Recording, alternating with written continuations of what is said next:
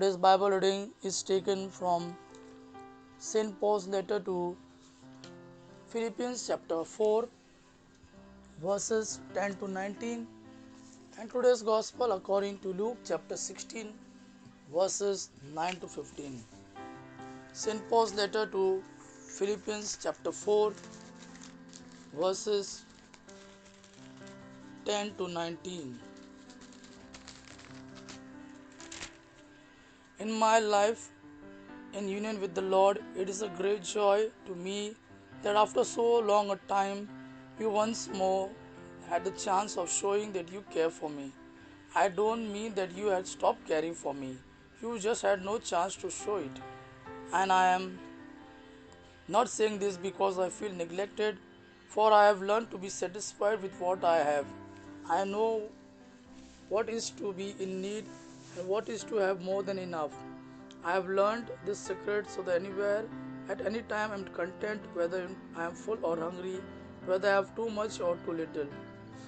I have the strength to face all conditions by the power that Christ gives me. But it was very good of you to help me in my troubles.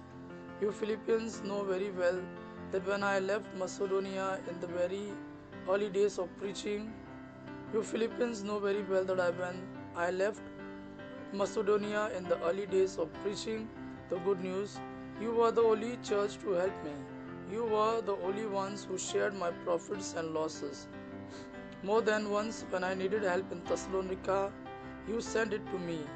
It is not that I just want to receive gifts, rather, I want to see profit added to your account. Here then is my receipt for everything you have given me, and it has been more than enough. I have all I need now that Epaphroditus has brought me all your gifts.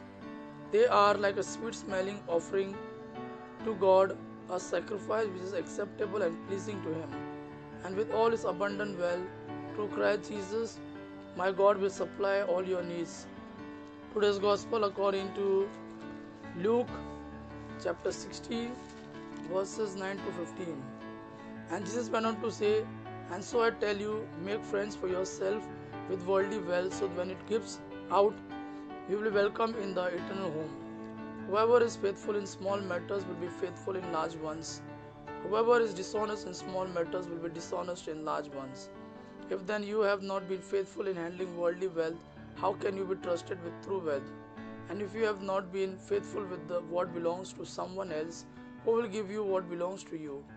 No servant can be the slave of two masters. He will hate one and love the other.